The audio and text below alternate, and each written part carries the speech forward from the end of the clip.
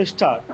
अध्यक्ष महोदय, मैं इसके पहले कई विषयों पर बोल चुका हूँ। अंत में मैं गुट निरपेक्षता के मामले पर आना चाहता हूँ। सन 1950 के प्रारंभ में विश्व के मामलों में यह एक प्रमुख और महत्वपूर्ण कदम था।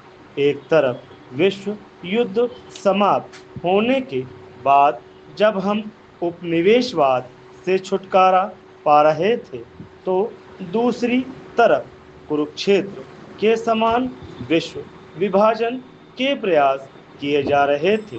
परंतु बहुत से नेताओं ने, विशेष रूप से जवाहरलाल नेहरू ने कहा कि हम किसी के साथ क्यों रहें, हम अभी अभी उपनिवेशवादी शासन से मुक्त हुए हैं, हम किसी का पक्ष क्यों लें। और इस प्रकार गुट निरपेक्ष आंदोलन की उत्पत्ति हुई। जब शीत युद्ध अपनी चरम सीमा पर था, तो गुट निरपेक्ष आंदोलन ने संघर्ष को रोकने के लिए बहुमूल्य भूमिका अदा की थी। परंतु अब क्या हो गया है?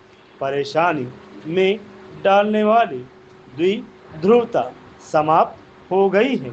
आधुनिक मानव इतिहास में सबसे अधिक विस्मयकारी घटना यह घटित हुई थी कि सोवियत संघ समाप्त हो गया है। बिना किसी युद्ध के ही नाम और झंडे गायब हो गए।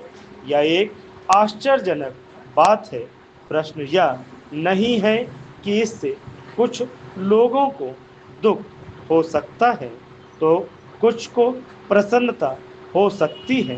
प्रश्न यह है कि अब दो ध्रुव नहीं है, इसलिए क्या गुट निरपेक्ष आंदोलन की पुनः व्याख्या करने की आवश्यकता नहीं है? क्या हम इसे गुट निरपेक्ष ही कहते रहें?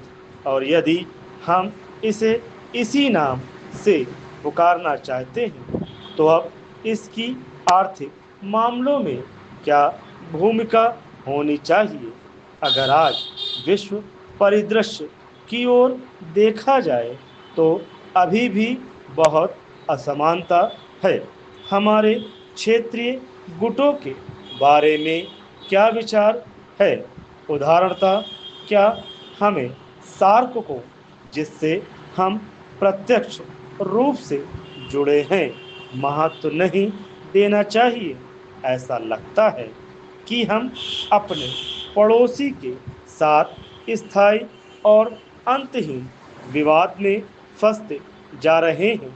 Paragraph change. मेरा कहने का मूल मुद्दा यह है कि इन विश्वास, मूल्य और विचारों की पुनः व्याख्या की जानी चाहिए।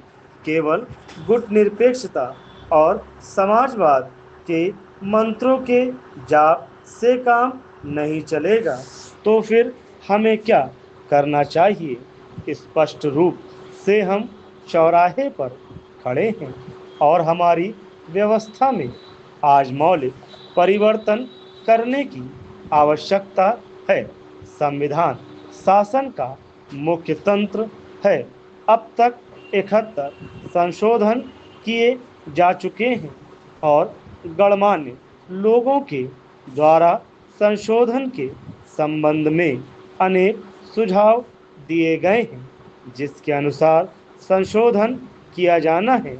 यह मेरा दृढ़ विश्वास है कि यदि हम अपने समक्ष उपस्थित समस्याओं के समाधान के लिए सामूहिक रूप से विचार करेंगे, तब निश्चय ही हम एक सुस्पष्ट रचनात्मक उपाय ढूंढ निकाल सकते हैं।